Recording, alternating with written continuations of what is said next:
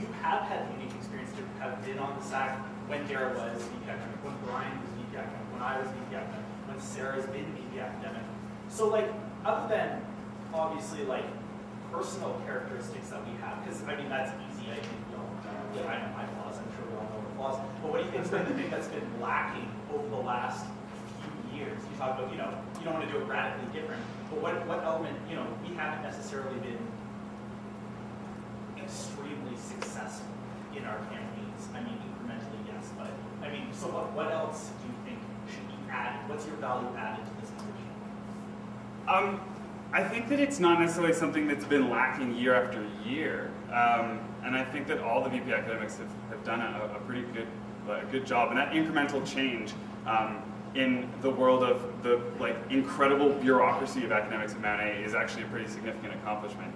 I think that one thing that, for example, Dara did very well, who was VP Academic 3 years ago, for those of you that don't know, was she worked very well with members of the administration and faculty. She had excellent working relationships and got a lot done that way. Something that I think subsequent VP academics have had, which has been great, that Dara maybe didn't have, was the willingness to really stand up to them when they felt that they were being wrong and be vocal about it and pursue other avenues.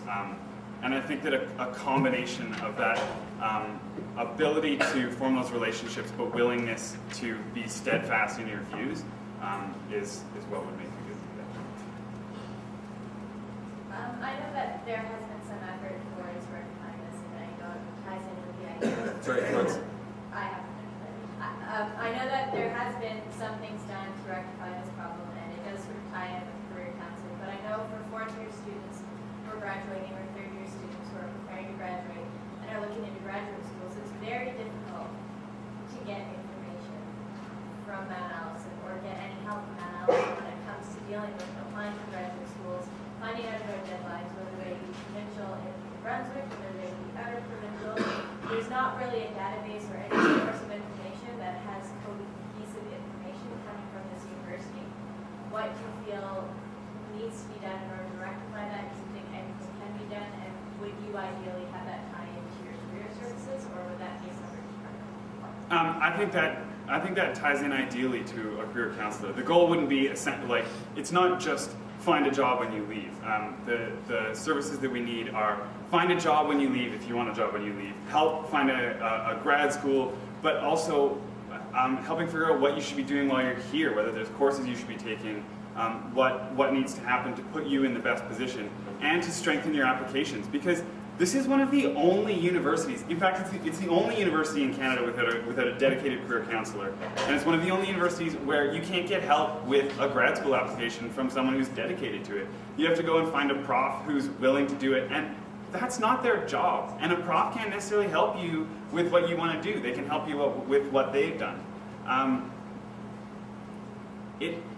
just can't even believe that a university that touts itself as being of this caliber doesn't provide that assistance to students. So I think that would tie into it. I don't think it's necessary. I don't think it's a service that the SAC can provide. I don't think we have the resources for that. But it's something we need to campaign for, and it needs to happen soon. Because you're right. Every year there are 250, 300 students graduating without the benefit of this assistance.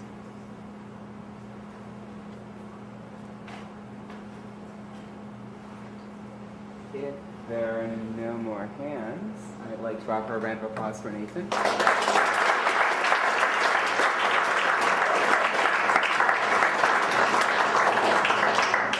And I'm actually